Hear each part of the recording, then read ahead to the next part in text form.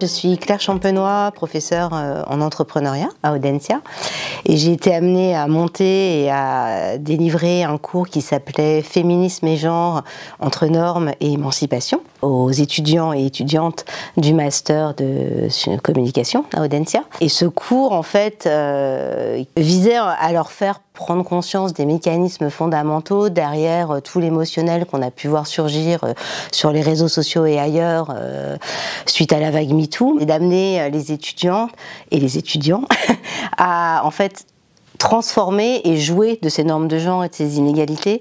Donc je leur proposais deux exercices. Le premier, c'était de créer une scénette de théâtre. Et puis un autre exercice qui était assez fructueux, c'était de les amener à produire un flyer militant pour dénoncer et pour modifier une situation qui les révoltait.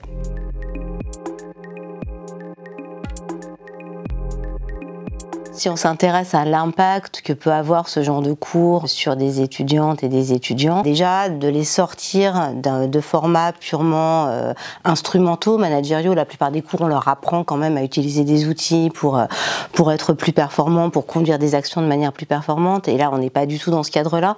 On est vraiment sur des cours qui cherchent à former des citoyens et des citoyennes qui vont être capables d'accompagner et de mener des transitions sociales. Derrière ça, on démonte en fait la dynamique sociale qui fait qu'il y a des inégalités, il y a de l'injustice sociale, que ça se reproduit, que ça crée différentes formes de domination. Donc ça les ouvre à toutes les questions d'injustice sociale et à toutes les formes d'injustice sociale contre lesquelles ils peuvent choisir d'agir et s'engager après.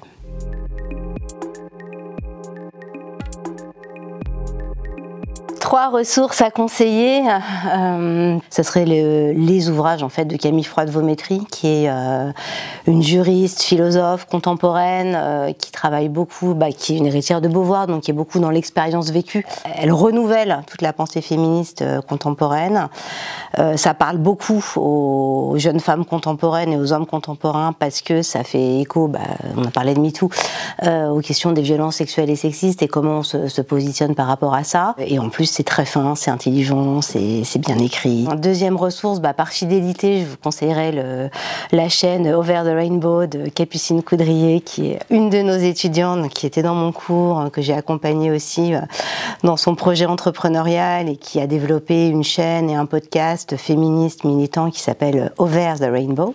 Donc je vous le conseille. Dans un autre registre, moi j'ai pensé à une sculpture qu'on voit souvent en passant devant à Nantes, c'est l'éloge du pas de côté de Philippe Ramet, qui est place du Bouffay à Nantes.